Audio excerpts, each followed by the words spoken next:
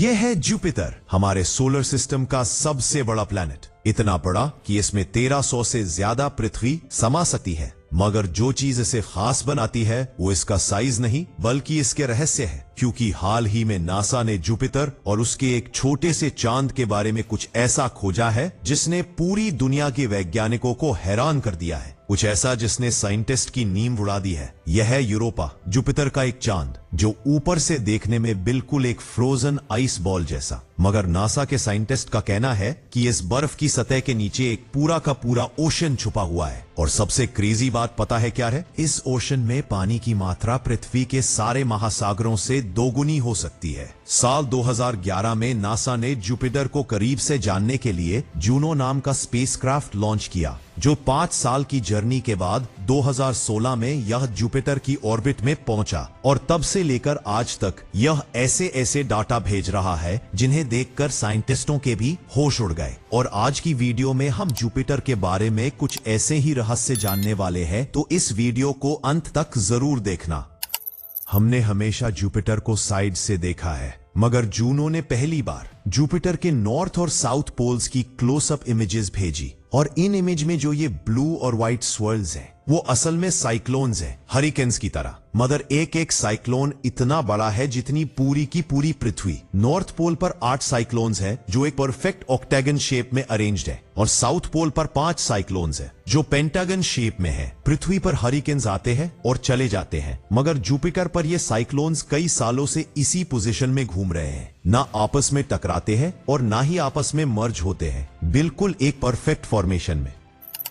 यह है Europa, Jupiter का एक मून जो ऊपर से देखने पर बिल्कुल एक फ्रोजन बॉल जैसी सफेद, ठंडी और शांत है। लेकिन इस बर्फ की मोटी परत के नीचे क्या है, ये जानकर आप दंग रह जाओगे। नासा के वैज्ञानिकों का मानना है कि इस ठंडी सतह के नीचे एक पूरी दुनिया छुपी है, एक विशाल ओशन जिसमें पानी की मात्रा पृथ्वी के सभी महासागरों से भी दोगुनी हो सकती है। और जहां पानी है वहां जीवन की संभावना है। हमारे महासागरों की गहराई में जहां सूरज की रोशनी तक नहीं पहुंचती, वहां भी अजीबोगरीब जीव मिलते हैं जो सिर्फ हीट और केमिकल एनर्जी से जिंदा है। तो अगर यूरोपा के अंदर वो सारी कंडीशंस मौजूद हैं, तो वहां किसी तरह की माइक्रोबियल लाइफ का होना मुमकिन है। और इसी रहस्य को सुलझाने के लिए नासा लॉन्च करने जा रहा है यूरोपा क्लीपर मिशन, जो 2030 में यूरोपा पहुंचेगा और उसकी बर्फीली सतह को स्कैन करेगा, ये देखने के लिए कि क्या वहां जीवन के कोई संकेत है।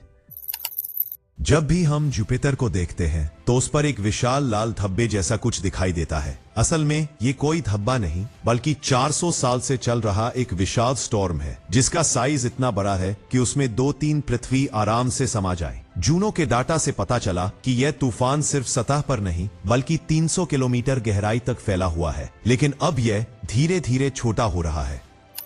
क्योंकि जुपिटर तो एक गैस जायंट है, मतलब इस पर कोई सॉलिड सतह नहीं है। मगर वैज्ञानिक मानते थे कि इसके अंदर एक छोटा सा कोर होगा। लेकिन जूनो के डाटा से जो खुलासा हुआ उसने सबको हिला दिया। जुपिटर का कोर छोटा नहीं है बल्कि यह पृथ्वी से 10 गुना ज्यादा विशाल है। और यह ठोस नहीं बल्कि फजी कोर है, मतलब ये हैवी एलिमेंट्स और लिक्विड हाइड्रोजन का एक मिक्सचर है, जैसे किसी ने अंदर सब कुछ ब्लेंड कर दिया हो। तो अब इससे एक बड़ा सवाल उठता है कि क्या हमारे सोलर सिस्टम के बनने की थ्योरी ही गलत है? क्योंकि अगर जुपिटर का कोर इस तरह मिक्स है तो शायद अरबों साल पहले कोई विशाल टक्कर हुई थी किसी दूसरे प्रोटो प्लैनेट के साथ, जिसने जुपिटर का कोर तोड़कर मिला दिया। इतना ही नहीं, जुपिटर का मैग्नेटिक फील्ड तो और भी चौंकाने वाला है। यह पृथ्वी के मैग्नेटिक फील्ड से 20,000 गुना ज्यादा स्ट्रॉन्ग है। इतना शक्तिशाली कि अगर यह दृश्य होता तो आसमान में चांद से भी बड़ा दिखाई देता। अब बात करते हैं एक छिपे हुए सच की, जुपिटर की रिंग्स। हम सब जानते हैं सैटर्न की मशहूर रिंग्स के बारे में, पर क्या आप जानते हैं कि जुपिटर की भी रिंग्स है? ये बहुत पतली और बहुत हल्की है, जिन्हें 1979 में वॉयेजर 1 ने देखा था। जूनो ने अब दिखाया कि ये रिंग्स छोटे छोटे डस्ट पार्टिकल्स से बनी है, जो जुपिटर के छोटे मून से निकलते हैं जब उन पर माइक्रोमीटियराइट्स टकराते हैं। अब सवाल यह है कि यह सब जानकारी हमारे लिए क्यों मायने रखती है और क्यों हम जुपिटर और उसके मून के बारे में इतना जानना चाहते हैं। पहला कारण, जुपिटर हमारी पृथ्वी का प्रोटेक्टर है। जो एक विशाल ग्रेविटी शील्ड बनकर काम करता है। कई बार जो एस्ट्रॉइड्स या कॉमेट्स पृथ्वी की ओर आते हैं वो जुपिटर की ग्रेविटी में फंसकर उससे टकरा जाते हैं। 1994 में शूमेकर लेवी 9 नाम का कॉमेट जुपिटर से टकराया था और वह इम्पैक्ट इतना बड़ा था कि पृथ्वी से भी देखा जा सकता था। अगर वो हमारी धरती से टकराता तो शायद डायनासोर जैसी तबाही फिर से होती। दूसरा, जुपिटर हमें सिखाता है कि दूसरे सोलर सिस्टम्स कैसे बने। हजारों एक्सोप्लैनेट्स में से सबसे ज्यादा हॉट जुपिटर्स है। जुपिटर जैसे विशाल ग्रह जो अपने स्टार के बहुत करीब है, इनका अध्ययन करके हम इन रहस्यों को समझ सकते हैं। तीसरा, लाइफ की खोज। यूरोपा, गैनीमीड और कैलेस्टो ये वो जगह हैं जहां हम पहली बार एलियन लाइफ के साक्ष्य पा सकते हैं। और अगर वहां जीवन मिला तो ये साबित होगा कि ब्रह्मांड में लाइफ सिर्फ पृथ्वी तक सीमित नहीं है, बल्कि ये हर जगह हो सकती है। और चौथा, क्यूरियोसिटी।